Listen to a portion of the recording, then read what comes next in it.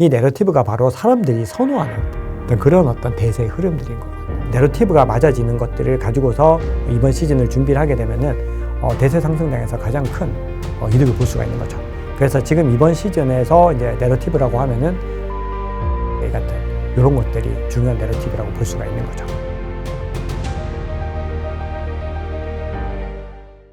작가님, 아무래도 알트코인에 좀 관심을 갖고 투자하기 위해서는 좀 알아야 될 것들이 좀 많다라고 말씀해 주셨는데, 그럼 좀 대략적인 포인트를 혹시 좀 찝어주실 수 있을까요?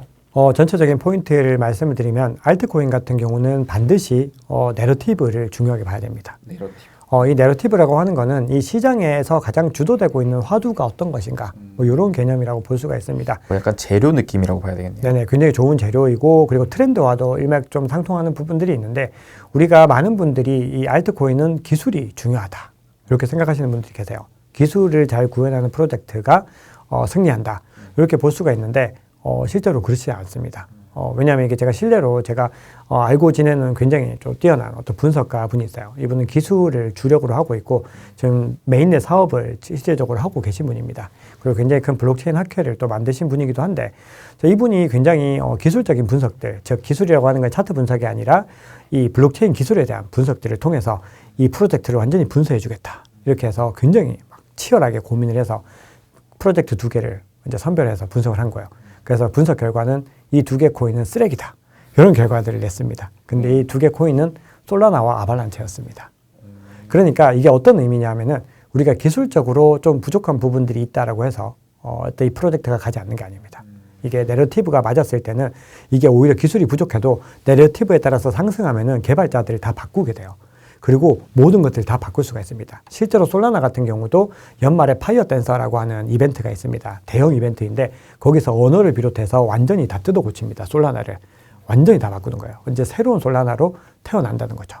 그렇기 때문에 우리가 이 내러티브가 맞아지는 것들을 가지고서 이번 시즌을 준비를 하게 되면은 대세 상승장에서 가장 큰 이득을 볼 수가 있는 거죠. 그래서 지금 이번 시즌에서 이제 내러티브라고 하면은 AI나 RWA 같은 이런 것들이 중요한 내러티브라고 볼 수가 있는 거죠. 그래서 중요한 거는 내러티브를 첫 번째로 선택을 해야 되고, 두 번째로 봐야 되는 거는 유동성을 봐야 됩니다. 우리가 이 알트코인 같은 경우는 반드시 저평가 구간에서 진입을 하셔야 되거든요. 근데 그걸 보기 위해서 우리가 어떤 가치평가 모델들을 고민을 해야 되는데, 비트코인 같은 경우는 뭐 MVRV라고 들어보셨나요, 혹시? 아니요. MVRV라고 하는 지표를 대표적으로 좀 가치평가 모델로 많이 사용을 합니다. 자, 이건 어떤 개념이냐면은 MV는 마켓 밸류라고 해서 시장 가치입니다. 이거를 RV, 리얼라이즈드 밸류, 즉 실현 가치라는 것으로 나눠주게 되는데, 이게 어떤 개념이냐면은 이 시장 가치, 시가총액은 그냥 지금 현재 어떤 가격을 갖다가 총 유통 물량으로 그대로 그냥 환산을 해버린 거죠. 그런데 실제로 비트코인은 유실된 물량이 너무 많잖아요. 잃어버린 물량들이 15%에서 많게는 뭐 20, 30% 이상 유실이 됐다라고 보는 입장들도 있거든요. 그럼 그 물량들을 고려를 하려면은 결국은 최종적으로 마지막에 거래된 내역들을 전부 다 트랜잭션을 추적을 해봐야 되는 거예요. 이걸 가지고 환산을 한 게 RV인데, 이 2개를 나눠서 계산을 했더니 역사적으로 사이클상으로 1보다 미만일 때 늘 저평가 구간이었다는 거예요. 그리고 3.7보다 높을 때는 고평가 구간이었습니다. 그래서 이게 MVRV 지표가 이 시장에서는 가장 중요한 어떤 가치평가 모델로 사용이 되는데, 요거를 이제 어떤 표준화 개념을 좀 더 적용해가지고 뭐 MVRV G스코어 이런 것들도 나와 있습니다. 그래서 그런 것들을 활용을 하시면 되는데, 알트코인 같은 경우도 그걸 제공해주는 유료 사이트들이 있어요. 근데 대부분은 그걸 유의미하게 활용할 수 없기 때문에 우리가 기본적으로 활용하는 거는 유동성이 가장 많이 돌고 있는 어떤 프로젝트를 찾는 거죠. 그럼 이걸 어떻게 비교하느냐 하면은, 지금 유동성이 굉장히 큰데 그 대비로 시가총액이 낮다, 그럼 이거는 좋은 프로젝트로 일단 보는 겁니다. 이게 어떤 가치가 좋은 프로젝트가 아니라 단기적으로, 즉 분기에는 분명히 반등할 여지가 있는 프로젝트라고 보는 거죠. 그래서 그렇게 리밸런싱을 해주는 전략들이 있고요. 두 번째는 TVL이라는 개념이 있습니다. 이거는 토탈 밸류 락드라고 해서 이 디파이 플랫폼에 예치되어 있는 자본금입니다. 그러니까 이 돈이 많이 예치되어 있을수록 좋은 프로젝트라고 볼 수가 있는 거겠죠. 근데 그것 대비로 시가총액을 대비를 해줬더니 더 저평가된 것들을 발굴할 수가 있는 겁니다. 그렇게 해서 또 저평가된 걸 찾을 수가 있죠. 그래서 제가 좀 상세하게 설명드리려고 여러 가지 말씀을 드렸는데, 중요한 거는 2가지입니다. 첫 번째는 이번 대세 상승장의 중요한 내러티브가 될 것인가, 이게 가장 중요하고요. 두 번째는 유동성, 그리고 TVL 같은 그런 어떤 가치를 나타내는 지표들 대비 시가총액이 저평가되어 있는가 고평가되어 있는가, 그러면 반드시 저평가 구간에서 매집을 하셔야 되는 거죠. 그래서 이 두 가지만 계속해서 지켜나가셔도 크게 손해보지 않고 알트코인을 투자할 수가 있습니다. 근데 하나만 더 덧붙이면 욕심을 버려야 됩니다. 이게 왔는데도 사람들이 조금만 더 기다릴래 하면 하루아침에 가는 겁니다. 진짜로. 막 한두 시간만 해도 갑자기 막 수십 프로 떨어질 수 있는 게 알트코인이기 때문에 반드시 우리가 어떤 그런 시그널들이 오면은 미리미리 조금씩 현금화해서 탈출하는 그런 습관들을 길러야 됩니다. 이거는 대세 상승장을 탈출할 때도 마찬가지로 그렇게 하셔야 됩니다. 야, 이게 참 흥미로운 게 사실 전 주식 투자를 할 때 뭐 PER, PBR 뭐 이런 지표들을 보면서 이게 뭐 고평가냐 저평가냐 이런 좀 판단을 내리게 되는데, 이게 주식시장은 사실 기업에 투자를 하는 거고 기업은 가지고 있는 자본과 벌어들인 이익 이런 것들이 있기 때문에 이런 가치 평가가 된다라고 보여지는데, 이게 코인도 이 유동성이라는 부분과 예치금이라는 부분으로 인해서 비슷한 맥락의 가치 평가를 하고 있다라는 게 참 신기하면서도 재밌네요. 네, 그리고 PER, PSR 같은 경우는 주식의 이제 대표적인 어떤 가치평가 모델이긴 한데 저희 암호화폐에도 적용을 하고 있습니다. 그게 이제 굉장히 좀 값비싼 사이트들이에요. 이 유료 사이트들에서 그걸 해주고 있는데, 이 플랫폼이라고 하는 거는 그 위에서 수수료가 이제 발생을 하다 보니까 그걸 가지고 또 매출과 이익 비슷하게 환산을 해가지고 이게 완전 똑같지 않은데 환산을 해서 했는데, 그걸 이제 제가 원래는 확인을 했었는데 대부분 이더리움이 너무 월등한 거예요. 그걸로는 가치평가를 해도 너무 확연하게 차이가 나니까 투자에 그렇게 큰 도움이 생각보다 안 되는데 그런 생각이 들어서 지금은 뭐 그렇게 많이 활용은 하지 않고 있습니다. 그렇군요. 아, 참 흥미롭네요, 이게. 재료 측면에서 이제 AI랑 RWA였나요? 네. 요 두 개가 좀 중요하다고 얘기를 해주셨는데, 저는 워낙 주식시장에서도 AI를 좋게 보고 있는 입장인 만큼 AI 코인도 굉장히 좀 관심이 가는데, 뭐 대표적인 게 있을까요? 네, 지금 AI 코인 같은 경우는 지금 모든 코인이 다 펌핑이 되고 있어서 사실 제가 앞서 말씀드렸던 것처럼 가치에 의해서 펌핑이 되는 게 아니라 지금이 전형적으로 제가 내러티브를 말씀드린 게 내러티브에 의해서 펌핑이 되고 있습니다. 그러니까 지금 모든 AI 코인이 사기만 하면 다 펌핑이 된 거예요. 이게 종목이 아무 의미가 없었던 겁니다. 어떤 걸 사도. 그래서 이제 한번 비교를 해보면은 국내에서는 몇 가지 이제 코인들, 유튜버 분들이 많이 소개해주는 코인들이 좀 펌핑이 됐더라고요. 예를 들어서 뭐 더그래프라든지 뭐 델리시움이나 뭐 뉴베레르 이런 프로젝트들이 많이 펌핑이 됐는데, 미국에서는 또 요 프로젝트들이 별로 회자가 안 돼요. 글로벌 시장에서는 이제 별도로 다른 프로젝트들이 있는데 그거를 이제 한번 좀 정리를 해드리면 좋을 것 같아서 말씀을 한번 드려보겠습니다.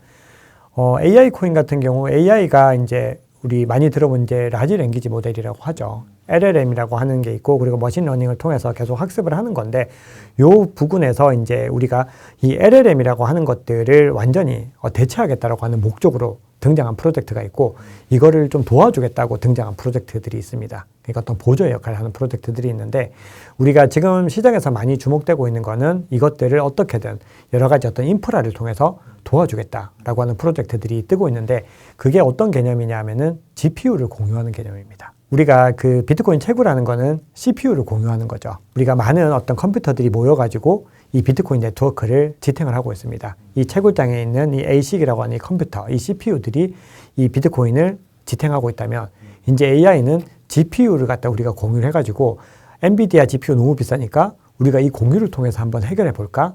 이런 프로젝트들이 많이 뜨고 있습니다. 그래서 그런 섹터에서 대표적으로 뜨고 있는 게 뭐 지금 인기가 굉장히 있는 프로젝트인데, 뭐 렌더라든지 뭐 아카시넷 뭐 이런 프로젝트들, 아카시 같은 프로젝트들, 이런 것들이 좀 인기가 있는 거죠.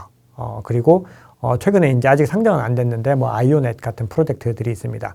그래서 이 프로젝트들이 이제 말씀드린 이유는 이 프로젝트들과 더불어서 또 같이 회자되고 있는 게 있는데, 이 디핀이라고 하는 개념이 있습니다. 이게 AI와도 굉장히 좀 관계가 되는 개념인데, 이 탈중앙화 물리적 인프라 네트워크라고 해서 GPU 같은 것들을 말 그대로 같이 이제 공유를 하는 겁니다. 우리가 탈중앙화된 방식으로 GPU 파워부터 해서 컴퓨팅 파워, 그리고 스토리지 같은 것들을 같이 제공을 해준다. 이런 개념으로 등장을 한 거거든요. 그래서 우리가 이걸 가지고서 아마존 웹 서비스와 한번 비교를 해보니까 이 탈중앙화된 어떤 서비스들을 이용을 하면은 훨씬 더 단가가 절감된다라고 하는 조사들이 나오고 있습니다. 그래서 이런 프로젝트들도 같이 나오고 있죠. 그래서 지금 시장에서 AI 섹터와 관련해서 그래도 가장 주목해 볼 만한 부분들은 아마 이런 분야들이 아닌가 생각을 합니다. 그럼 대표님께서 올해 특별히 좀 주목하고 계신 알트코인은 어떤 거라고 보아야 될까요? 앞서 말씀드렸던 이 RWA 섹터와 AI 섹터에서 가장 이번 시즌을 주도할 만한 것들을 좀 찾아야 되는 부분들이 있습니다. 가령 RWA 같은 경우도 우리가 지금 시장에서 온도 파이낸스 많이 회자가 되고 있습니다. 그런 프로젝트들이 이제 왜 회자가 될 수밖에 없는가, 그런 이유들을 이제 찾아야 되는 거죠. 가령 예를 들어서 앞서 말씀드렸던 유동성 측면도 있고요. 얼마나 많은 자금이 들어오는지와 그리고 얼마나 많은 기관들이 들어오고 있는지, 그리고 그 기관들은 또 어떤 기관들이 주도하고 있는지, 여러 가지 그런 상황들을 봐야 되는 부분들이 있는데, 저는 기본적으로 AI에서 대장주들, 그리고 RWA에서 대장주들을 좀 보고 있습니다. 그리고 AI에서도 아까 말씀드리지 못했던 부분 중에서 우리가 좀 미국에서 많이 거래되는 것 중에서 패치 AI와 싱귤레리티 넷, 그리고 오션 프로토콜이라고 하는 프로젝트가 있는데, 그 프로젝트가 지금 연합을 했어요. 셋이 합쳐가지고 코인을 하나로 만들겠다라고 했거든요. 그런 내러티브들이 나오면은 또 한번 주목해 볼 만한 부분들이 있는 거죠. 그래서 결국은 그런 이슈들을 계속해서 확인을 해야 되는 부분들이 있습니다.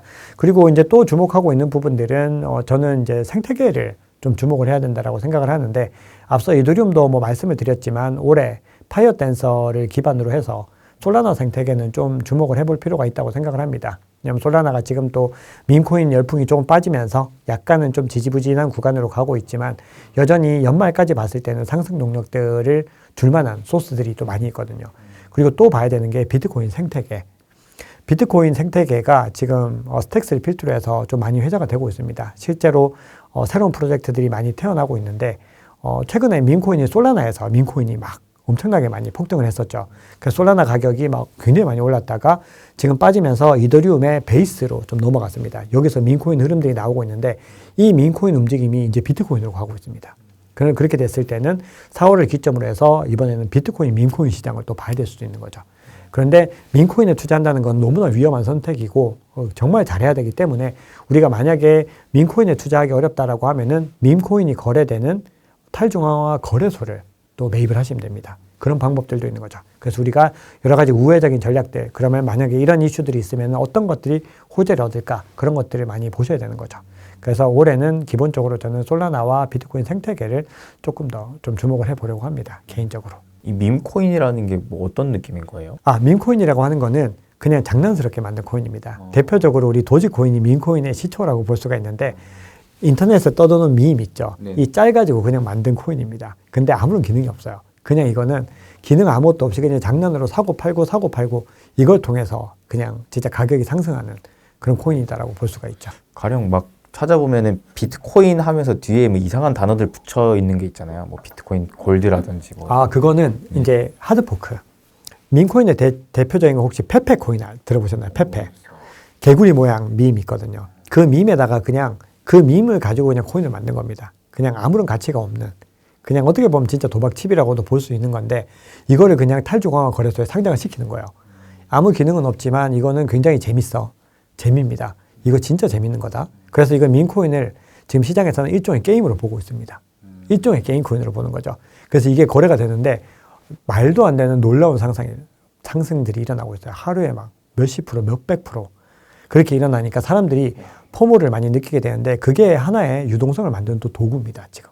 그래서 이 현상들이 굉장히 이상하게 돌아가고 있지만, 이거를 어떻게 하나의 현상으로 볼 수밖에 없는 거죠. 그래서 그러면 우리는 이 현상들을 가지고 또 어떤 해석을 할 수 있느냐. 밈코인이 굉장히 많이 참고를 하게 되는 거는 유동성을 끌어모으기 위한 어떤 전초전이다. 그런 밈코인들이 펌핑을 하는 구간 이후에는 전체적으로 상승장의 움직임들을 가지고 올 수 있는 거죠. 왜냐하면 이걸 통해서 유동성을 확보해서 또 새로운 코인들에 또 투여가 되거든요. 그렇게 자본이 펌프 앤 덤프가 반복이 되는 거예요. 그래서 아주 이상한 시장이지만 이것들을 잘 이용하려면은 결국은 이 시장을 잘 관찰해야 된다는 거죠. 이게 주식으로 따지면 거의 작전주라고 봐야 되겠네요. 일종의 작전주라고 볼 수도 있습니다. 근데 정말 아무런 기능이 없는. 근데 이게 또 재밌는 게 뭐냐면은 처음에는 정말로 밈코인이었는데 지금 도지코인을 단순히 밈코인이라고 부르지 않거든요. 그리고 시바이누라고 하는 2세대, 바로 두 번째 밈코인도 단순히 이제 밈코인이라고 부르지 않습니다. 왜냐하면은 시바리움 같은 메인넷도 만들었고 본인들이 메인넷에서 뭔가를 하려고 해요. 그리고 또 플로키라고 하는 프로젝트가 있는데 그것도 이제 게임 플랫폼으로 이제 가려고 해요. 그러니까 이게 아까 말씀드린 그겁니다. 기술이 없어도 상관이 없어요. 아무런 가치 없어. 이거 쓰레기야. 상관이 없어요. 일단 나와서 사람들을 모았어요. 커뮤니티로 난 이 코인 너무 좋은데 사람들을 모으면은 여기에 뒤늦게 기능이 생겨요. 그럼 이제 사람들 많이 모았으니까 이번에 이걸 한번 붙여볼까? 이렇게 가는 거죠. 그리고 이제 곧 등장할 프로젝트 중에서 베라체인이라는 게 있거든요. 이 프로젝트가 올해 베라체인과 모나드가 올해 최대어다. 뭐 가장 대형 프로젝트다. 이런 얘기들도 지금 나오고 있는데 베라체인도 그렇습니다. 처음에 NFT로 시작을 해가지고 그림 같은 걸로 거래를 하다가 사람들이 왜 이렇게 좋아하지? 돈이 막 모이는 거예요. 우리 돈도 모였는데 새로운 거 한번 해볼까? 그렇게 해서 이제 시작을 한 거예요. 그럼 우리 돈이 많으니까 이번에 이런 플랫폼을 한번 만들어 볼까? 그렇게 만들어지고 그러니까 사람들이 이거 흥미로운데 돈 더 줄게. 또 보내면은 그럼 이번에 이걸 해볼까? 그렇게 사람들이 모으는 거죠. 그러니까 우리가 정말로 중요하게 봐야 되는 내러티브를 얘기하는 것이 이 내러티브가 바로 사람들이 선호하는 그런 어떤 대세의 흐름들인 거거든요. 그러면은 거기에 돈이 모이면 새로운 어떤 기술이 탄생한다. 이렇게 볼 수 있습니다. 그래서 사실 유동성이라는 게 제일 중요하겠네요. 맞습니다. 유동성이 정말 중요합니다. 얼마나 많은 사람들이 몰려 있고 앞으로 또 얼마나 많은 사람들이 몰릴 만한 내러티브가 있느냐. 그렇죠. 이게 제일 알트코인에서는 가장 핵심이 되겠네요. 맞습니다. 왜냐하면 기술은 어차피 아직까지 많이 부족하기 때문에 기술적인 거는 어차피 보여주기 위해서는 시간이 필요하죠. 이 기술 우리가 구현해서 성과를 내려면 몇 년의 시간이 필요하지만 내러티브는 그냥 하나 던져주면 사람들이 환호하죠. 그러면은 이제 그게 가는 거고 그렇게 되면 기술이 더 늘어나게 되는 거야. 그 돈을 가지고 더 좋은 개발자들이 영입을 하고 그러면은 개발자들이 왠지 좋아 보여. 개발자들이 더 몰려와요. 그래서 솔라나 같은 경우도 초기보다 지금 개발자들이 더 많이 선호하는 움직임들이 나오게 된 거거든요. 그래서 개발자들이 이탈하지 않으면서 반등에 성공을 했고 그런 현상들이 알트코인이 굉장히 재밌는 현상인데 이게 좀 전통적인 투자를 많이 하신 분들은 좀 어지러운 거죠. 너무 이게 시장이 너무 이상하게 흘러가는데 이렇게 생각하는데 그래서 여기서 굉장히 재밌는 얘기가 있는데 상상력이 좀 풍부해야 되고 너무 진지해서 안 됩니다. 특히 밈코인은 그래서 뭔가 모범생이 너무 일진처럼 보이려고 해서도 안 된다는 거죠. 그러니까 정말로 프리프리한 그런 느낌들. 그래서 알트코인은 우리가 좀 이성적인 판단만으로 하기에는 상당히 좀 어려운 부분이 있습니다. 실제로. 그래서 이 젊은 층들이 이걸 좀 잘하는군요. 그렇죠. 젊은 층들이 훨씬 잘하죠. 상상력이 좋고 어른 좀 나이 드신 분들 이건 안 될 것 같은데 이런 어떤 제한이 없는 거죠. 왜 안 돼? 일단 해보는 거지 뭐. 이렇게 되게 하면 되지. 그렇죠. 이런 컨셉트 이게 어떻게 보면 알트코인이 끌고 가는 힘. 그러니까 비트코인과 알트코인은 그냥 완전히 지금 다른 범주에 있다. 그렇게 보시면 됩니다.